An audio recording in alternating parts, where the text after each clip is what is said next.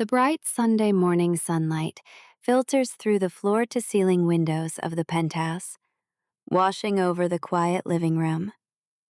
Elara stirs awake first, finding herself still safely tucked into the narrow space on the velvet couch, with Roman's arms wrapped securely around her.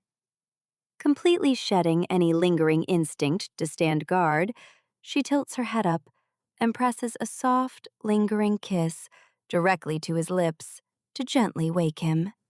Good morning. I could easily lay here all day, but sleeping in a pencil skirt wasn't exactly the most comfortable decision I've ever made. I really need to get out of these work clothes. Well, if there was ever a way to wake up out of a perfect dream, you just proved it. Good morning. I don't have much for you, of course, but let's go to my bedroom and you can take a look. Roman smiles warmly in the soft morning light, untangling his athletic frame from the narrow velvet couch to stand up. Moving with a controlled, deliberate grace, he takes her hand and leads her directly into his master bedroom. He opens the doors to his meticulously organized, minimalist closet, revealing predictably spotless rows of dark gray Henleys and crisp, light blue dress shirts. Leaning comfortably against the doorframe, he gestures inside, giving her complete freedom to take her pick. I am not sure what I expected, but this is almost aggressively organized. Let me guess. The crisp light blue shirts are for highly volatile market days, and the dark gray Henleys are for when you want to look effortlessly athletic? I will borrow this blue one. And since you provided the wardrobe upgrade, I am officially making breakfast this morning. Consider it a thank you for the amazing dinner last night. Well, I am an organized guy, as you can tell from the minimalist penthouse. I'm just a simple guy. Breakfast sounds wonderful. I'll get coffee going and give you privacy to get changed. Eggs, bacon, and toast coming right up. Go get that coffee started, and I will be out in just a minute to take over. Roman steps out of the master suite, gently closing the heavy bedroom door behind him to give her complete privacy, and heads down the hallway to get the espresso machine going. Left alone in the quiet, sunlit room, Elara quickly sheds her stiff charcoal pencil skirt and emerald silk blouse. She slips his crisp, oversized, light blue dress shirt over her shoulders, buttoning it loosely down the front, while leaving her sheer tan nylons on to keep off the morning chill. That coffee smells absolutely wonderful. I think I could definitely get used to this. So, what do you think of my new morning attire? Does your oversized blue shirt work on me? Or should I have kept the stiff work clothes on? Well, I. You are stunning. Words can't do justice at what I'm staring at. You are beautiful no matter what you wear. But seeing those legs all exposed, well, that is a whole different visual for me. I think I just need to have some coffee. I will gladly take that stuttering as a massive compliment. It isn't every day I get to see the perfectly composed financial advisor completely lose his words over a borrowed dress shirt and a pair of nylons. I think I will definitely be leaving that stiff pencil skirt in the bedroom from now on. But you had better go pour yourself that coffee, Roman, because if you are already this distracted by my legs, I might have to take over the espresso machine myself so you can try to remember how to breathe. You just make some eggs and bacon, young lady. I'm going to sit over here and admire the view and take on the show. I might even make some popcorn. Popcorn for breakfast is a highly questionable nutritional choice. but I can't exactly stop the show while I make breakfast. If you want to sit there and keep torturing yourself with the view, that is entirely up to you. But if it is getting to be a little too much to handle, you could always go set the table to give yourself something else to focus on. Otherwise, I really don't mind you watching me work. You don't have a choice at what I watch. You just keep those hips in check and minimize your movements, please. I'll do my best on setting the table. Don't be surprised if instead of a fork, I put a spatula next to your plate. A spatula instead of a fork? That is a terrible lapse in your usual meticulous organization, Roman. And as for keeping my hips in check, I make absolutely no promises. I have to move around to actually cook. If you get too distracted and set the table with spatulas, that is entirely your own fault. Roman lets out a low, defeated chuckle and heads over to the cabinets to gather the silverware, though his steady focus repeatedly drifts right back to the stove. He actively struggles to concentrate on setting the small dining table, completely captivated by the sway of her hips and the long line of her nylon-clad legs every time she shifts her weight. Entirely ignoring his request to minimize her movements, Elara navigates his high-tech kitchen with a relaxed, confident grace, thoroughly enjoying her absolute control over the room as the warm smell of sizzling bacon and cooking eggs fills the penthouse. I'm just glad I made the coffee before you came out here. I may have put brown sugar in the machine instead of coffee. I can't tell if you are enjoying making breakfast or teasing me with those legs. Why does it have to be one or the other? I am perfectly capable of making sure the bacon doesn't burn while actively testing your focus. But it is definitely a good thing you finished making it before I walked out here. If you are already confusing brown sugar for coffee beans just from looking at my legs, I'd be seriously worried about you operating any of these appliances right now. Just drink your coffee, Roman, and enjoy the view. Breakfast is almost ready. You're getting a bit cocky over there looking all hot. Maybe I should come over and test your resolve to see how good you are at making eggs while my hands are all over you. Roman completely abandons his spot in the kitchen, crossing the room with a slow, deliberate grace.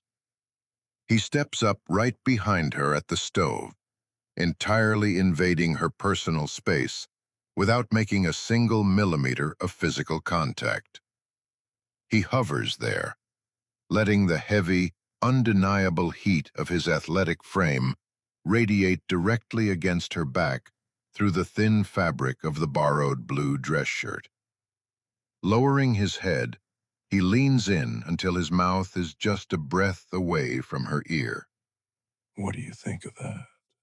A sharp, breathless gasp catches in her throat as the intense, radiating heat of his body completely envelops her from behind. The agonizingly close, no-touch proximity sends a sudden, electric shiver straight down her spine. She freezes for a fraction of a second, her hand gripping the spatula a little tighter, before a fierce, incredibly daring smirk breaks across her flushed face. She refuses to step away from the stove, leaning her weight back just a millimeter to fully embrace the dangerous game. I think that sounds like a massive hazard for the breakfast. But if you actually believe your hands could break my focus, I dare you to try. Oh, daring me was a fatal mistake, my queen.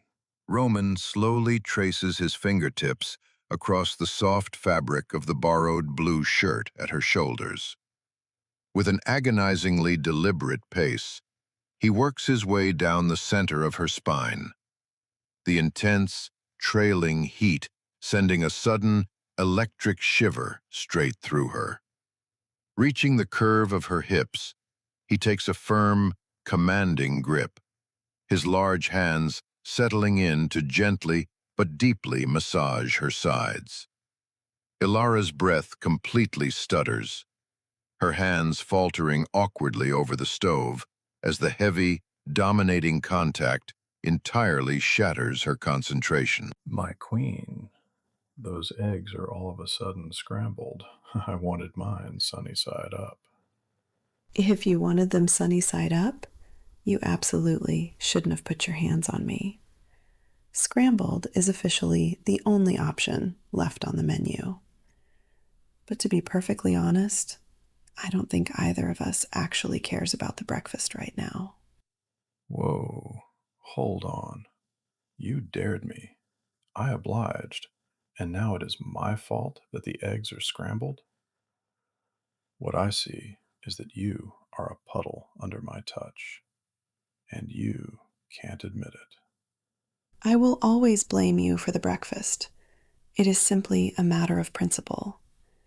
And as for being a puddle, I think you are severely overestimating your massage skills. I am just highly adaptable to the sudden, heavy heat of the man currently invading my workspace. But if you actually think I am afraid to admit when I am enjoying your touch, you are completely wrong. You can keep your hands exactly where they are. And what if I decide to move them to a different part of your body? Will the eggs find themselves on the kitchen floor? I mean, I am hungry. If you decide to move your hands anywhere else, I can absolutely guarantee the eggs are going straight onto the kitchen floor. So I suppose you have a very important decision to make right now. You need to figure out exactly how hungry you actually are for breakfast, and if you are willing to completely sacrifice it, just to see what happens when you push my limits. Well, you are assuming now. I didn't say I was hungry for eggs, did I? My mistake. I suppose I shouldn't jump to conclusions about your appetite.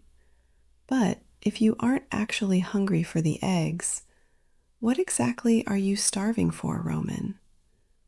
Because if we are officially taking breakfast off the menu, you are going to have to be a lot more specific about what you want before I let you move your hands anywhere else. No. My apologies, my queen. I was just trying to move your body out of the way a bit to get to the salt and pepper that are right there on the back of the stove. But I can see that you have a dirty little mind. Noted. I see where you are going. If you were actually just reaching for the seasoning, you took a highly inefficient detour down my spine to get there. You can blame my dirty mind all you want, but we both know exactly what those hands were looking for. Now, are you actually going to pass me the pepper, or are you going to keep holding on to my hips and see what else you can blame on the breakfast? I think we should probably eat. I'm not sure you can control yourself any longer. I don't want you to burn the bacon, but I do like it crispy. You don't have to worry about the bacon, Roman. I am perfectly capable of making sure it gets exactly as crispy as you like it, while simultaneously testing your limits. But stepping away from the stove so we can actually eat is probably the safest decision you have made all morning. Go sit down at the table before you completely lose whatever is left of your famous control. I wasn't talking about the bacon, but I'll go sit down now that I have the salt and pepper. He steps away from the incredibly close proximity of the stove, moving with a relaxed, athletic grace, to finally take his seat at the small dining table. He sets the shakers down, his steady focus remaining entirely locked on her as she flawlessly finishes cooking. A few minutes later, Elara brings the filled plates over, the oversized blue dress shirt shifting perfectly over the sleek lines of her sheer tan nylons. She slides into the seat directly across from him, entirely comfortable in the quiet, shared domesticity of the morning, as the warm smell of breakfast fills the sunlit penthouse. Since you successfully secured the seasoning, I suppose you can actually start eating. But if you are going to spend this entire meal staring across the table at me instead of touching your food, I am officially keeping this shirt. Well, I need to wear that shirt to work tomorrow. You don't expect me to go to work without a shirt on.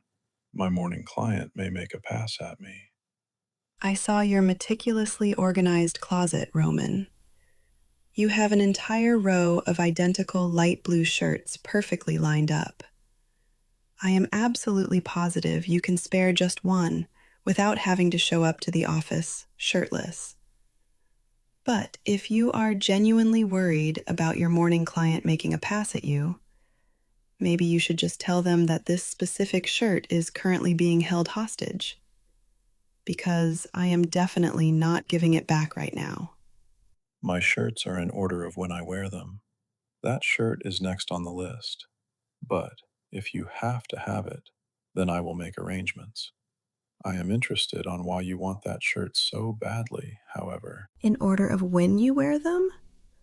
I really shouldn't be surprised that you actually schedule your laundry rotation, Roman.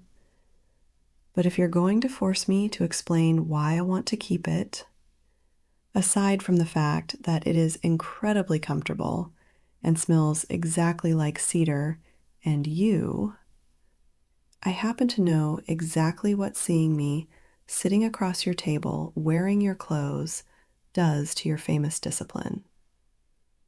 Why would I ever voluntarily give up that kind of leverage? You are just going to have to make your arrangements and skip to the next shirt on the list. If you keep flaunting that figure of yours around while I'm trying to eat this burnt bacon, I'm going to have to tear it off of you and ruin the shirt. Then I won't have a Monday shirt to wear. Could you just sit still and look terrible for me? Please. Elara lets out a bright, genuinely uninhibited laugh that fills the sunlit penthouse, completely thrilled by his desperate plea for mercy.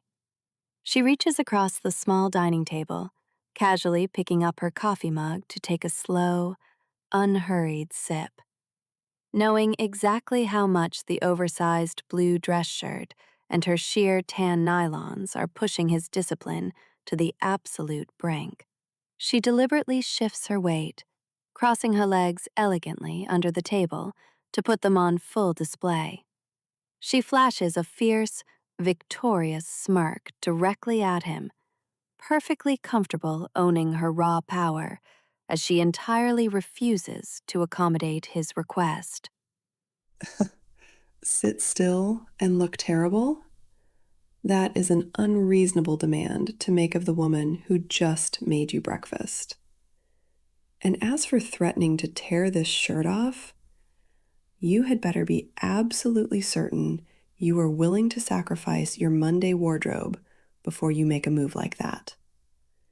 Because I am definitely not going to tone it down just to save your focus. You are just going to have to sit there, eat your burnt bacon, and suffer the view. Elara takes the last bite of her toast with a highly satisfied smile, thoroughly enjoying the quiet, comfortable rhythm they have settled into. She gracefully slides out of her chair, her bare feet touching the floor, as the oversized blue dress shirt shifts perfectly over her sheer tan nylons. Picking up their empty plates, she walks over to the sleek dual sink. She turns the water on to quickly rinse them, completely at ease, taking ownership of his space. She leans her hip against the counter, looking back at him with a warm, easygoing confidence as she pitches her idea for the day.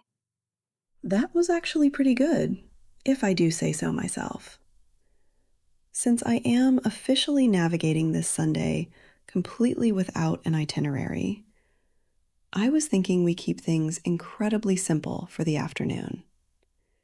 Maybe we just stay in, listen to some music, and eventually go for a walk if it warms up outside. Does that work for you? Or do you need to be doing something productive? Roman finishes the last of his coffee, his steady, unblinking focus lingering on the flawless line of her legs as she moves across the kitchen. He pushes off his chair with a relaxed, athletic grace, picking up their empty mugs and stepping right up beside her at the sink. He completely sheds his usual need to manage the outcome, perfectly happy to let her dictate the exact pace of their day. He reaches for the plates to take over the washing, offering a warm, profoundly devoted smile as he gladly delivers his incredibly grounding, simple truth. I don't need to be productive at all. Honestly, if I am with you, I really don't care what we do. We can stay in, listen to music, go for a walk, or just stand right here in the kitchen for the rest of the day. The only thing that actually matters to me is we. So I will wash these, and you can just stand there and keep me company. Her breath catches softly at the profound, grounding weight of his words. The absolute certainty in his voice completely dissolves any lingering instinct she has to guard her heart. She leans her hip comfortably against the edge of the sleek dual sink, perfectly content to just stand beside him in the sunlit kitchen. She watches him wash the plates, a quiet, overwhelmingly beautiful realization settling over her as she fully absorbs the reality that she is no longer standing alone. She offers a radiant, entirely unguarded smile, cementing their simple daytime plans. I think I really like the sound of we. And since we are keeping things simple, I think curling up with a good book on the couch for the afternoon sounds perfect. You can finish washing those plates, and then you are more than welcome to come join me, assuming you can actually sit still for that long. Elara finds a classic mystery novel in his office and makes her way back into the sunlit living room. She finds Roman already settled comfortably on the plush velvet couch, his athletic frame relaxed as he reads a thick textbook on advanced stock charting, 2 fresh mugs of coffee steaming on the low table. What did you find? You severely underestimate my scouting abilities, Roman. I actually found a classic mystery buried underneath all of your structural forecasts. I suppose there is a tiny shred of hope for you yet. Thank you for the coffee. Mystery novel, huh? Must have been a book my last girlfriend left behind. I hope you like it. Your last girlfriend? Well, I suppose I should thank her for leaving behind the only actual piece of fiction in this entire penthouse. Though, considering she buried it underneath a mountain of advanced stock charting, I am going to assume she was incredibly bored while you were working. But since it gives me something to read while you stare at your graphs, I will gladly take advantage of her excellent taste in literature. I'm just ribbing you. You are the only woman that has ever been in this penthouse. That book is actually pretty good. I've read it twice. You won't like the protagonist, though. Just warning you. The only woman who has ever been in this penthouse. That is a massive admission, Roman. I was fully prepared to spend the rest of the afternoon teasing you about a secret rotation of ex-girlfriends. But knowing I am actually the only one, it honestly makes being here feel even better. And you will be the last. The last. That is an incredibly heavy promise to just casually drop on a Sunday afternoon, Roman. If your goal was to completely destroy my focus before I even opened to the first chapter, you just succeeded. Because knowing that I am the first and the last makes me want to put this book right back on the shelf and just look at you instead. If I'm not mistaken, you wanted to sit on the couch and read in front of the fire. Changing your mind already? Is that what the rest of my life is going to look like? You changing your mind like the wind? The rest of your life. You are just full of massive permanent declarations today, aren't you? But if you are asking if the rest of your life is going to involve me occasionally getting entirely distracted by you instead of sticking to the original plan, yes, you should absolutely get used to the wind changing. Now, are you going to let me just sit here and look at you? Or are you going to force me to actually open this mystery novel? Well, I don't know what your tomorrow looks like, but in mine, you are in it every time. But by all means, you go ahead and read about that protagonist. Every single tomorrow. You really do have a habit of dropping these massive, heavy promises right when I am trying to decide what to do, Roman. If you are going to keep looking at me like that and telling me I am in every one of your tomorrows, I can guarantee this protagonist is going to be entirely ignored. Because right now, I have absolutely zero interest in opening this book when I could just sit right here and look at you instead. Why, my queen, are you saying you want me to drop these massive promises? I mean, I could sit here and just read my charting book and completely ignore the captivating figure sitting with me. I am absolutely not asking you to drop them. I actually love hearing them. I am just pointing out that dropping a massive, heavy promise about our future is a highly effective way to completely destroy my focus.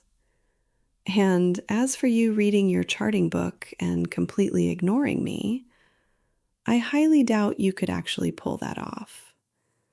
We both know you haven't processed a single piece of data on that page since I sat down next to you. But if you genuinely believe you can just sit there and ignore me, I dare you to try. Trust me, there is plenty of processing going on in this gray matter, and I'm enjoying every second of it. Top that off that you love hearing it too. Well, that is the cherry on top. If that is the kind of processing currently happening in brain of yours, I suppose I can authorize it. If you are enjoying the distraction this much, you might as well just put those advanced charts on the table, because you aren't going to retain a single metric right now, and I have absolutely no intention of toning it down just so you can actually read. Okay, I'll put the book down. Now what? Now, well, since we have officially eliminated all of the reading material, I suppose you are going to have to find a completely different way to keep yourself entertained for the afternoon. However, you were already entirely distracted before the book was even closed, so I highly doubt that is going to be very difficult for you. All right. I think I'll just look you up and down and undress you in my mind. And please do not cross your legs. A sudden, heavy flush of heat rushes across Alara's skin at the blatant, unfiltered intent in his voice. She lets out a soft, breathy laugh, completely abandoning any remaining pretense of reading the mystery novel. Slowly and deliberately, she shifts her weight on the plush velvet couch, gracefully uncrossing her nylon-clad legs, exactly as he requested. She lets her knees fall open just a fraction, the oversized blue dress shirt riding dangerously high up her thighs, as she flashes a fierce, heavy-lidded smirk directly at him. Undressing me in your mind? That is a highly ambitious afternoon project, Roman. But since you actually put your charts down, I suppose I can accommodate the request. My legs are officially uncrossed. Let's see exactly how long you can sit there and just use your imagination before you completely lose your famous control. You are evil. You win. I'm going to read my book. Good grief. You are amazing. Hot, sexy, intelligent, beautiful. Did I say hot? I will gladly accept the victory, Roman. And I believe you actually mentioned hot twice. But I'm not going to complain about the repetition. You can go ahead and try to read your charts, assuming your imagination actually lets you process any of those numbers right now. A bright, genuinely uninhibited laugh fills the sunlit penthouse as she completely owns her absolute victory. For the rest of the lazy Sunday afternoon, the classic mystery novel and the advanced stock charting textbook serve as little more than props for their comfortable domesticity. They spend hours settled together on the plush velvet couch, trading playful, sarcastic jabs and exchanging lingering glances instead of actually turning any pages. As the afternoon sun finally begins to fade, the electric banter settles into a profound, quiet peace. Realizing exactly how easy it would be to just stay wrapped up in his space forever, Elara finally closes her unread book, deciding it is officially time to head back to her own apartment, so they can both reset and prepare for the upcoming Monday work week. Well, today was awesome. I enjoyed it so much. I love being with you. Thanks for spending the day with me. I'll shoot you a text after work tomorrow. I hope you have a wonderful night and great day tomorrow. Today really was incredible. I loved every single second of being with you, even when we were just pretending to read. Thank you for sharing your Sunday with me. I will definitely be waiting for that text tomorrow. Have a wonderful night. After a quick trip to the master bedroom to change out of his oversized blue dress shirt, Elara emerges fully dressed in her silk blouse, pencil skirt, and high heels. She steps closer to his athletic frame near the front door.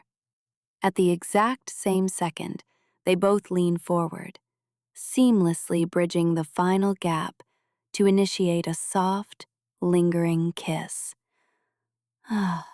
That perfectly seals the comfortable day. Pulling back with a radiant, entirely unguarded smile, she gracefully turns and makes her exit, leaving the quiet penthouse behind so they can both reset for the week ahead. Elara pauses in the quiet hallway, resting her hand against the heavy, closed penthouse door as she catches her breath. I can still feel the warmth of his mouth on mine. My heart is beating so fast, I can barely process it. We spent the entire afternoon just sitting on his couch, doing absolutely nothing, and it was the best Sunday I have ever had. Knowing that he is standing right on the other side of this wood is making it incredibly difficult to actually walk to the elevator. I don't even want to leave. I just want to go right back to him. Roman stands perfectly still in the quiet entryway, his steady gaze locked on the heavy, closed door separating them. I am completely falling for her. Half of me wants to open this door, go right back out into the hallway, and just grab her. I really don't want her to leave. Am I moving too fast? Or is this exactly right, and I just need to let it happen on its own? Whatever this is, it is absolutely beautiful. Trying to actually focus at work tomorrow is going to be a complete joke. I will make sure I text her the second I am off the clock.